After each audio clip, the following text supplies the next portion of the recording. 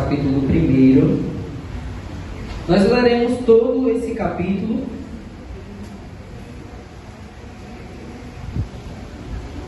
Eu quero servir aos irmãos com um sermão expositivo essa noite, que levará o tema As 10 marcas de uma igreja verdadeira. Essa palavra ela é muito oportuna, porque nós tivemos algumas pessoas essa semana, que ingressaram nessa igreja verdadeira, não especificamente a restauração, mas a igreja de Cristo espalhada por todo o mundo. Tem alguém aqui que se batizou nessa quinta-feira? Levantem a mão aí quem se batizou, olha aí os batizandos. Sejam muito bem-vindos, meus irmãos, à igreja de Cristo, à igreja verdadeira. Faremos essa leitura. Peço que os irmãos, por gentileza, abram a Bíblia e deixem essa Bíblia aberta. Aos que usam a Bíblia no smartphone, liguem suas Bíblias. Só vou pedir para você que usa no smartphone, por favor, abra na versão ARA, que é a revista é atualizada, que é a versão que leremos. Quem achou diz amém. Quem não achou diz escola bíblica. Aí está piada. Diz assim o texto das Sagradas Escrituras: Paulo, Silvano e Timóteo, a igreja dos Tessalonicenses em Deus Pai e no Senhor Jesus Cristo. Graça e paz a vós outros. Damos sempre graças a Deus por todos vós, mencionando-vos em nossas orações e sem cessar, recordando-nos diante do nosso Deus e Pai da operosidade da vossa fé, da abnegação do vosso amor, da firmeza da vossa esperança em nosso Senhor Jesus Cristo, reconhecendo, irmãos amados de Deus, a vossa eleição. Porque o nosso Evangelho não chegou até vós tão somente em palavras, mas sobretudo em poder do Espírito Santo e em plena convicção, assim como sabeis ter sido o nosso procedimento entre vós e por amor de vós. Com efeito, vos tornastes imitadores nossos e do Senhor, tendo recebido a palavra, posto que em meio a muita tribulação, com alegria do Espírito Santo. De sorte que vos tornastes o modelo para todos os crentes da Macedônia e da Acaia, porque de vós repercutiu a palavra do Senhor, não só na Macedônia e Acaia, mas também por toda parte se divulgou a vossa fé para com Deus, a tal ponto de não termos necessidade de acrescentar coisa alguma, pois eles mesmos, no tocante a nós, proclamam que repercussão teve o nosso ingresso no vosso meio, e como deixando os ídolos, vos convertestes a Deus, para servirdes o Deus vivo e verdadeiro, e para que aguardes do céu o seu Filho, a quem ele ressuscitou dentre os mortos, Jesus, que nos livra da ira vindoura. Amém? Irmãos, é importante fazermos a contextualização para entendermos como que essa igreja de Tessalônica ela se desenvolveu e com qual propósito o apóstolo Paulo, junto com seus cooperadores Silas e Timóteo, escreveram essa carta. O apóstolo Paulo ele já tinha cumprido a sua primeira viagem missionária e ele se preparava para fazer a sua segunda viagem missionária. O desejo do coração do apóstolo Paulo era fazer essa viagem para a Ásia, onde fica a igreja dos Efésios. Só que o Espírito Santo o impediu de fazer essa viagem. E ele então traçou outros planos, outra estratégia para fazer com que o Evangelho de Cristo pudesse ser propagado. Daí então ele escolheu a capital da Macedônia, que é Tessalônica, que fica vizinha a Acaia, cuja capital é Corinto. E futuramente Paulo também escreve cartas para essas duas igrejas, tanto para a igreja de Corinto quanto para a igreja de Efésios. O apóstolo Paulo ele decidiu iniciar essa obra em Tessalônica porque ele viu que Tessalônica era uma cidade muito importante daquela época. Era uma cidade muito grande para a época, uma cidade que tinha muito comércio, muitos turistas, muitas pessoas. E ele entendeu que se ele começasse o evangelho ali, mais facilmente esse evangelho ele seria divulgado, espalhado, propagado para todos os lugares da Europa, que é onde ficava essa igreja. Com o passar do tempo, essa igreja entrou em tribulação, a receber perseguições, e o apóstolo Paulo ele aproveitou das sinagogas que havia naquela igreja para poder implantar essa igreja. O apóstolo Paulo ele prega por 3 sábados nessa igreja de Tessalônica e é suficiente para ele implantar uma igreja ali e as pessoas se convertiam com a verdadeira pregação do Evangelho, que é Cristo crucificado. Após esses 3 sábados, a igreja começa a sofrer uma perseguição tamanha que o apóstolo Paulo ele é expulso e ele se afasta daqueles irmãos. Vocês podem acompanhar essa história em Atos, não precisa abrir agora, mas em Atos, do versículo 1 ao versículo 9, ele vai contar essa história que estou contando para os irmãos. Ele vai destrinchar tudo isso. O apóstolo Paulo, após se afastar dos irmãos de Tessalônica, ele fica muito preocupado. Fica muito preocupado como anda a igreja, como está a espiritualidade daquela igreja. E então ele desenvolve essa carta aos irmãos de Tessalônica, os irmãos de Tessalonicenses, para poder reforçar a fé daqueles irmãos e para poder instruí-los quais as marcas da verdadeira igreja de Cristo. A primeira marca que nós podemos destacar, que o apóstolo Paulo traz, é que a igreja ela reconhece os profetas de Deus.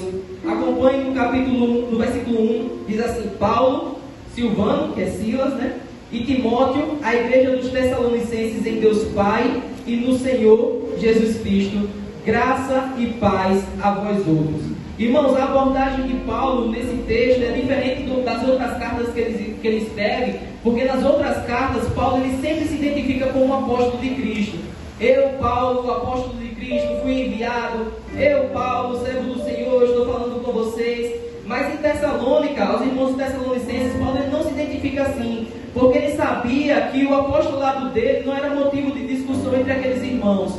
Os irmãos eles reconheciam de fato que o apóstolo Paulo era um apóstolo enviado por Deus, era um apóstolo que trazia a mensagem central do Evangelho, era um apóstolo que realmente cumpria os desígnios para que Deus o chamou. E essa é a primeira marca de uma igreja verdadeira. É reconhecer os seus profetas. E quando eu digo reconhecer os seus profetas, não é aquela pessoa que chega e dá profetada: eis que eu te digo, o Senhor me disse, e começa a revelar CPF, e começa a revelar conta de banco. Não, isso não é profeta de Deus. Profeta de Deus é aquela pessoa que chega no altar, abre a Bíblia e começa a expor as Escrituras. Amados irmãos, Deus não tem compromisso nenhum com quem está no altar. Deus não tem compromisso nenhum com o pregador. Deus tem compromisso com a sua palavra. Infelizmente, nos nossos dias, o púlpito ele está muito corrompido. E muita baboseira tem sido pregada nos púlpitos. Coisas que de fato não edificam a igreja. E como nós, cristãos, servos do Senhor, pertencentes à igreja verdadeira, podemos discernir o que é que está sendo pregado? É reconhecendo os profetas através das Escrituras. Precisamos nos debruçar nas Escrituras, ter os nossos momentos devocionais, entendermos que de fato é mensagem de Cristo, que não é mensagem de Cristo, porque nem tudo aquilo que é dito aqui pode vir da parte de Deus, às vezes não. Aquilo que vem da parte de Deus é aquilo que já está escrito, e não pode haver nenhuma outra revelação nova a não ser aquilo que já está escrito na parte de Deus.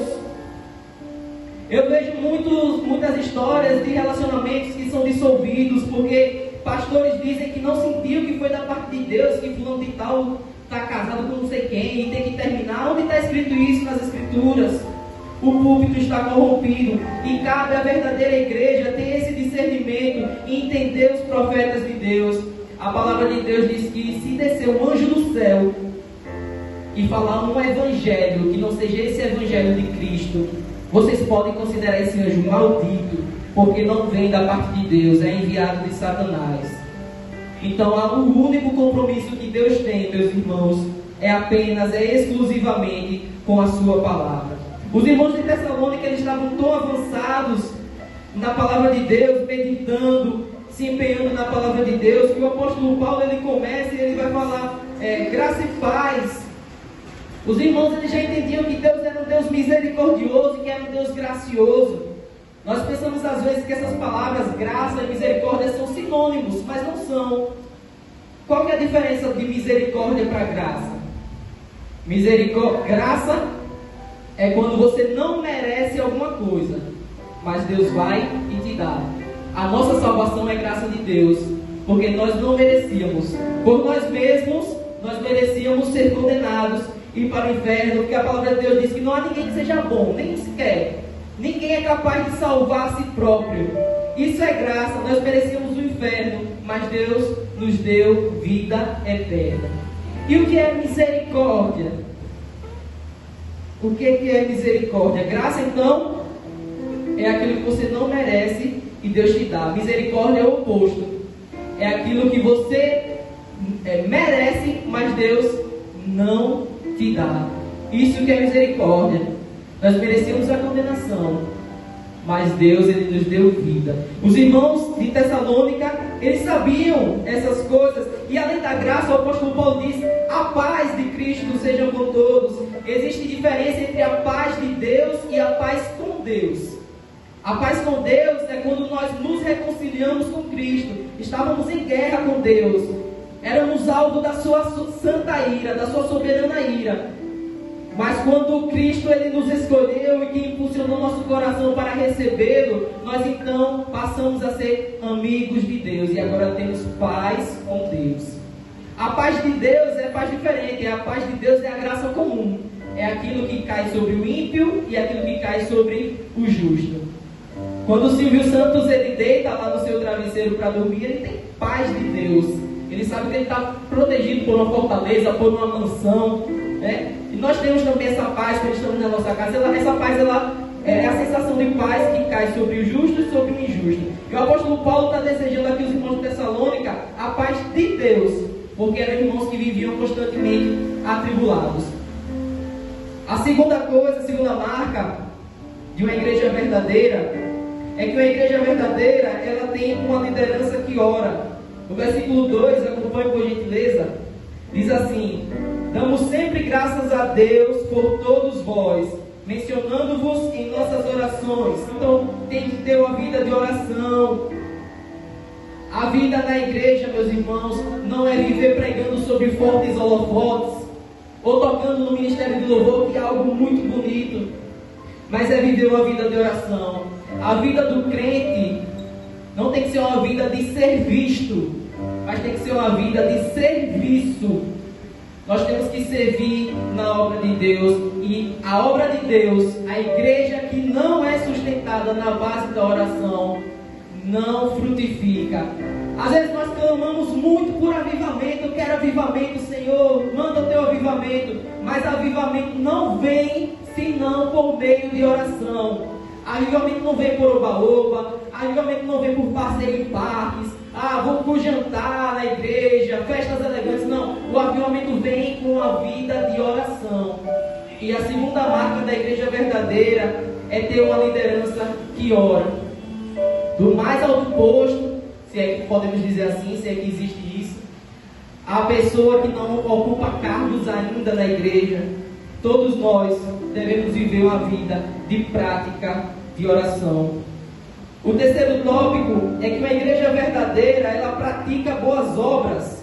Acompanhe no versículo 3, diz assim: recordando-nos em nossas orações, recordando-nos diante do nosso Deus e Pai, da operosidade da vossa fé, da abnegação do vosso amor e da firmeza da vossa esperança em nosso Senhor Jesus Cristo. Irmãos, as obras não podem nos salvar, elas não têm esse poder. A salvação é somente por meio de Cristo. Mas as obras, elas são indicativo de que somos pessoas salvas. Você já viu alguém que se diz salvo, bater na esposa, trair a esposa, roubar, dar mau testemunho no trabalho, encher a cara até cair? Essa pessoa, ela reflete a marca de uma pessoa salva? De forma nenhuma. Se ela for boazinha demais, ela vai ser salva? Também não. Ela precisa confessar o nome de Cristo. Mas todos aqueles que são salvos precisam ter boas obras. No caso dos irmãos de Tessalônica, eles tinham os 3 pontos cardeais de uma vida cristã eficaz. O primeiro deles, nesse mesmo versículo, é a operosidade da fé. A fé sem obras é morta. Precisamos demonstrar que temos fé de fato com as nossas obras. É assim que nós exercitamos a nossa fé. A segunda certeza, esse segundo ponto cardeal desse mesmo versículo, é a abnegação do amor, o amor altruísta, o amor que faz pelos outros sem visar nada em troca. É o evangelismo que você faz em troca de quê? Em troca de nada, por amor às vidas, por ver pessoas salvas. São pessoas que financeiramente não podem nos recompensar, afetivamente não podem nos recompensar, mas a nossa recompensa maior é ver aquelas pessoas alcançando a salvação em Cristo Jesus. Pessoas que outrora estavam sem esperança, esperança, mas que agora recebem o Evangelho de Cristo. A terceira coisa é a firmeza da esperança. Esperar aqui não é sinônimo de desejar. Eu posso dizer assim que eu espero que vocês tenham o melhor emprego do mundo, ou então a melhor saúde do mundo, que vivam até 120 anos. Eu posso dizer que eu espero isso de vocês, mas no fundo o que eu estou dizendo é que eu desejo, no fundo do meu coração, que isso aconteça. Mas esse esperar aqui não é sinônimo de desejar. Esse esperar é sinônimo de ter certeza. É a mesma coisa que você olhar no horizonte e ver que está chovendo, e você tem certeza que quando aquela chuva bater o solo, vai molhar o solo. É a certeza. Esperar no Senhor é isso. É ter certeza que Jesus virá e nos arrebatará e nos levará para a sua glória, e viveremos como família dos céus. Essa é a certeza do cristão. Essa é a certeza de uma igreja verdadeira. Essa é a certeza de uma igreja que possui esses 3 pontos cardeais da fé cristã. Mas a quarta marca da igreja verdadeira é que uma igreja verdadeira, ela é eleita por Deus. Versículo 4 diz assim: reconhecendo, irmãos amados de Deus, a vossa eleição. Irmãos, Deus nos chamou desde a fundação do mundo. Às vezes a gente acha que Deus nos chamou a partir do momento que eu estava no meu quarto e eu ouvi aquela palavra e de repente eu disse: caramba, sabe de uma? Eu sou muito mal mesmo, eu sou pecador, então a partir de hoje eu vou para a igreja. Não! A sua salvação não se deu ali. A sua salvação se deu na eternidade. A pastora Márcia leu um texto aqui de Romanos, capítulo 8, que diz: aos que de antemão conheceu, a esses predestinou, que também chamou, que justificou e que glorificou. A nossa salvação foi comprada na eternidade. Nós somos eleitos para ser semelhantes ao Filho de Deus, anunciar boas novas do Evangelho de salvação, a viver uma vida de santidade, uma vida íntegra, uma vida debaixo das ordenanças de Cristo, não uma vida qualquer, uma vida avulsa, cristãos de oba-oba, que aqui na igreja é muito bom, é muita gritaria, é muito pula-pula, é muito chororô, mas e fora daqui, como está o nosso comportamento como cristãos? Possuímos de fato marcas de uma igreja verdadeira? É muito fácil ser reconhecido como um cristão verdadeiro dentro dessas 4 paredes, desse ambiente.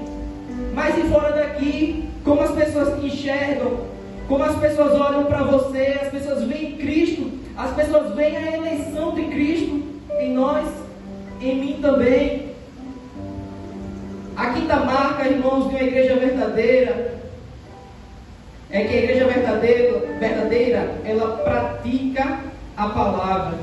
O versículo 5 diz assim: porque o nosso evangelho não chegou até vós tão somente em palavras, mas sobretudo em poder do Espírito Santo e em plena convicção, assim como sabeis ter sido o nosso procedimento entre vós e por amor de vós. O cristão verdadeiro, ele vive a palavra. Ele começa a expor a palavra através das suas atitudes extra-eclesiásticas, fora da igreja, através da sua vida, do seu cotidiano normal. Eu sempre digo que nós não somos alguma coisa pela qual trabalhamos. Por exemplo, você não é um policial, você é um cristão infiltrado na polícia.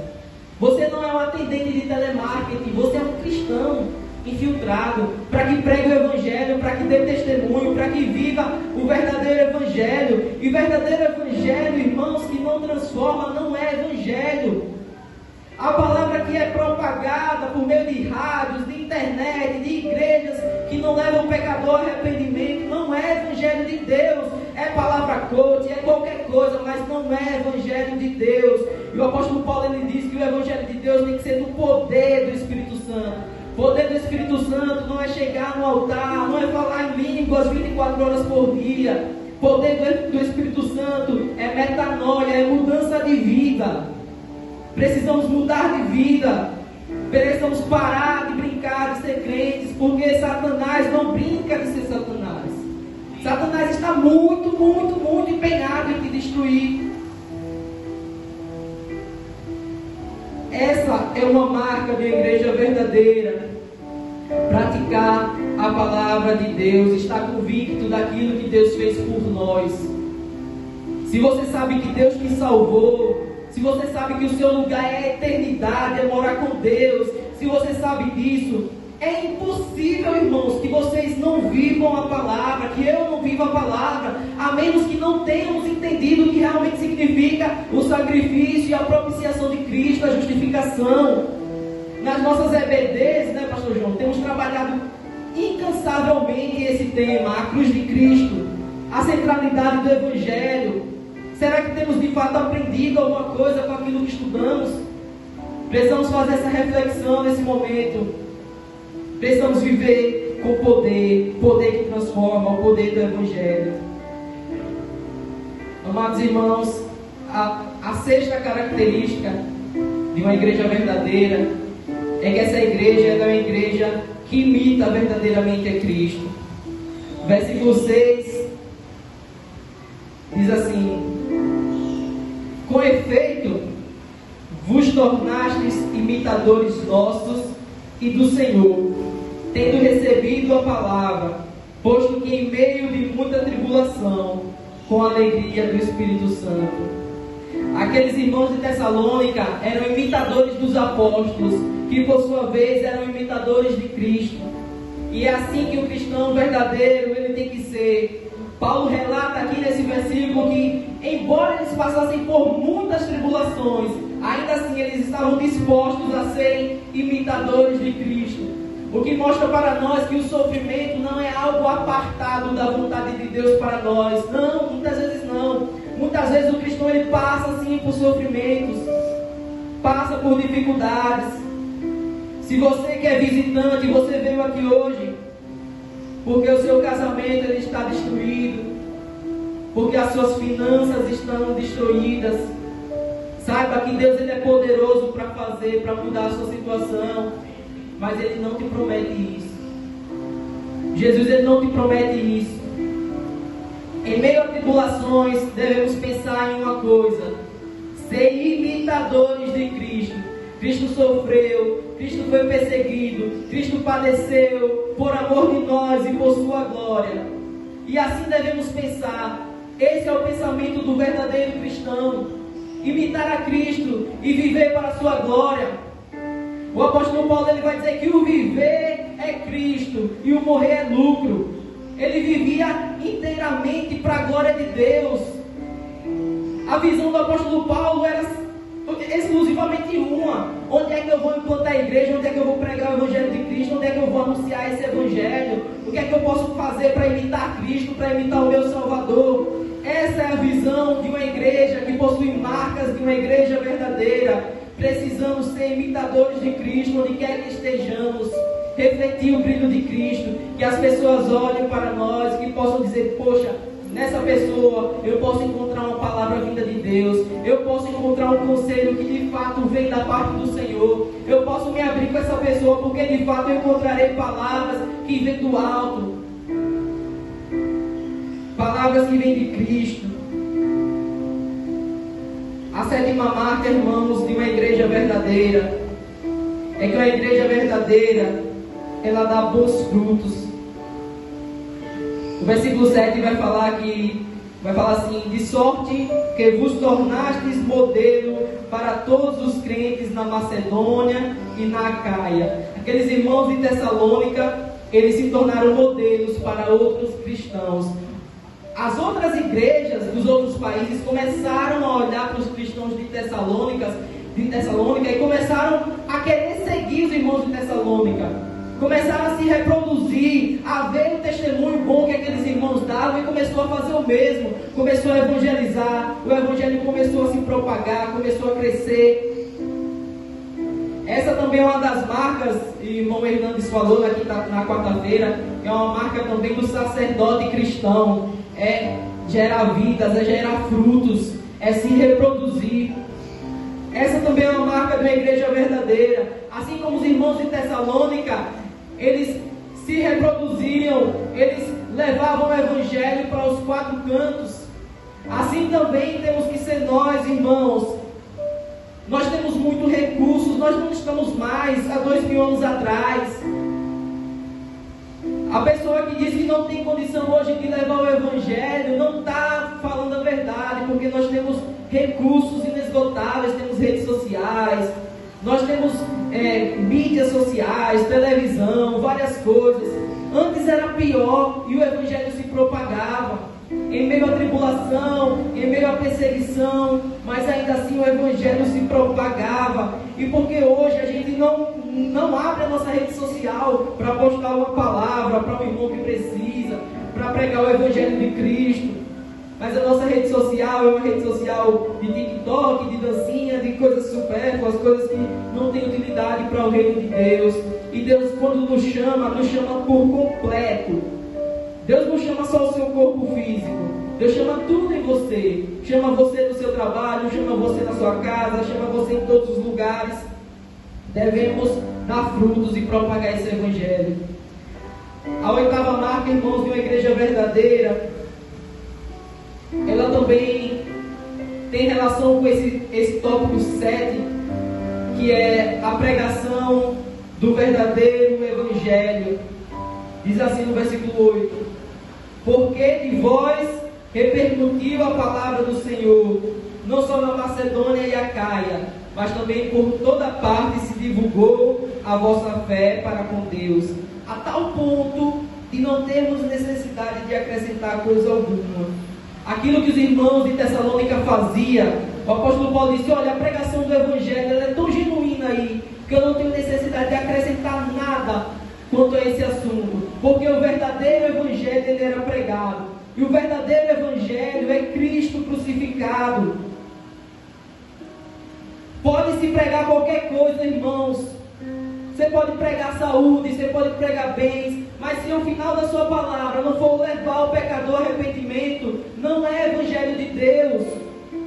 O Evangelho de Deus produz arrependimento, confronta o pecador. Vocês não podem, eu também não, entrar nesse lugar e sairmos da mesma forma que chegamos.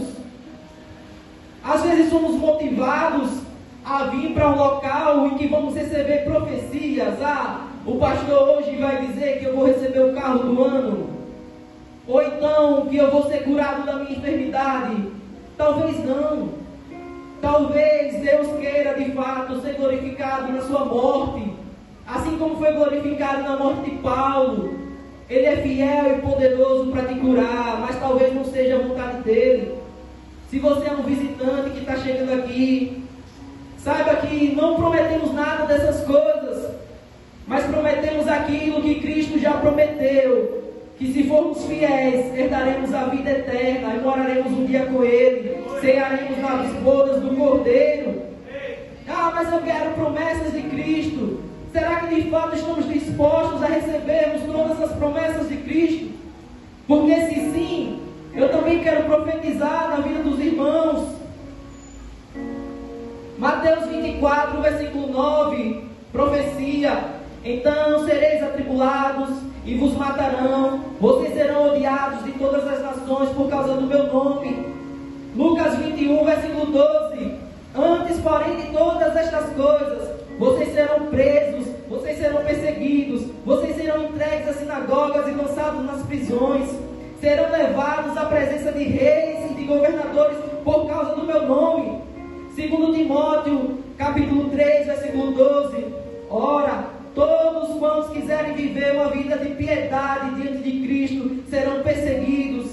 Mateus capítulo 10, versículo 22: vocês serão odiados de todos por causa do meu nome. E ele conclui dizendo: aquele, porém, que perseverar até o fim será salvo. Essa é a mensagem de salvação que o verdadeiro Evangelho, que é uma das marcas da verdadeira igreja, tem para vocês hoje. Irmãos, Deus não é um Deus distante. Deus não está alheio aos nossos problemas do nosso dia a dia, problemas diversos. Deus não está alheio. Mas o que eu quero dizer para vocês essa noite é que existe uma preocupação que transcende todos esses nossos problemas, porque qualquer problema que podemos ter aqui são problemas que são temporários, mas um dia tudo isso vai passar e viveremos na eternidade. A penúltima característica, a nona característica, a nona marca de uma igreja verdadeira é que a igreja verdadeira ela não possui ídolos. O versículo 9 vai dizer assim: pois eles mesmos, no tocante a nós, proclamam que repercussão teve o nosso ingresso no nosso meio. E como deixando os ídolos, vos convertestes a Deus para servir o Deus vivo e verdadeiro. Uma igreja verdadeira ela não pode possuir ídolos. Aí você pode dizer: ah, mas isso é coisa de uma outra igreja que possui imagens. Aqui eu não tenho esse problema não adoro ídolos não. Mas sempre que nós tiramos os olhos de Cristo e colocamos em uma outra coisa, quando amamos alguma coisa mais que a Deus, estamos transformando essa coisa, essa pessoa em ídolos. Às vezes o cidadão não vem para a igreja, porque é a minha família tem que cuidar da minha família, minha família. É um ídolo na sua vida, está tirando o lugar de Deus. Eu só vou para a igreja quando o pastor João prega, porque de fato desce fogo do céu, mas se não for o pastor João, nem lá apareço. Ídolos na sua vida, se tiver um congresso só vou se Fernandinho tiver, se David Kim não tiver. Ídolos. Quando nós colocamos no nosso tempo coisas que ocupam o tempo de Deus, é um ídolo na nossa vida. Não é necessário que a gente tenha uma imagem de barro na nossa casa para dizer que nós somos idólatras. Não. Se temos algum vício, é um ídolo na nossa vida, porque está substituindo o lugar de Deus. Nada que tira o nosso controle. Aquilo que tira o nosso controle, aquilo que utiliza todo o nosso tempo, é um ídolo na nossa vida. Uma igreja verdadeira, ela não possui ídolos. O último tópico, irmãos, dessa mensagem é que uma igreja verdadeira, ela aguarda a volta de Cristo. O versículo 10 vai dizer assim: e para guardar dos céus o seu Filho, a quem ele ressuscitou dentre os mortos, Jesus, que nos livra da ira vindoura. Essa tem que ser a esperança do cristão. Nós temos que aguardar ansiosamente a vinda de Cristo. Irmãos, os sinais estão aí. A vinda de Cristo está muito próxima. A vinda de Cristo está muito perto. Nós não sabemos o dia nem a hora, porque ele virá como um ladrão. A gente não pode saber o dia. E se você olhar para a sua vida, como será que você será encontrado se Cristo voltar hoje, se Cristo voltar agora, se Cristo voltar nessa madrugada? Será que você possui essa marca de uma igreja verdadeira? Será que você está pronto para se encontrar com Cristo? Porque se você não tiver essa palavra que Jesus diz através da boca do apóstolo Paulo, que Jesus ele nos livra da ira vindoura, se você não possui essa marca, a ira de Deus ela será direcionada para você. Isso é muito sério. Um dia seremos arrebatados e viveremos com Cristo. Essa tem que ser a nossa maior esperança. Talvez a gente pode morrer essa semana, amanhã. Essa é uma realidade. Diz o ditado que para morrer basta estar vivo. Irmãos, essa palavra é muito urgente. É mais urgente do que a promoção que você está guardando no seu trabalho. É mais urgente do que o seu preparo para comprar um carro top. Amém. Que Deus possa abençoar os irmãos em todos esses planos. Construir uma casa nova. Mas tem uma preocupação que é maior. Aonde passaremos a nossa eternidade? Com quem viveremos a nossa eternidade? O que adianta ganharmos todo mundo, mas perder a nossa alma? A Bíblia diz que Jesus fala às igrejas: eis que eu estou à porta e bato. E esse chamado ele é urgente. Se você está sentindo no seu coração que esse chamado é para você, talvez seja Cristo te chamando, talvez seja Cristo dizendo que você é um eleito desde a fundação do mundo, e mais do que nunca você tem que aceitar esse chamado, que é o chamado de Cristo. Eu quero, por gentileza, que vocês fechem os olhos, que a gente possa refletir sobre a nossa eternidade.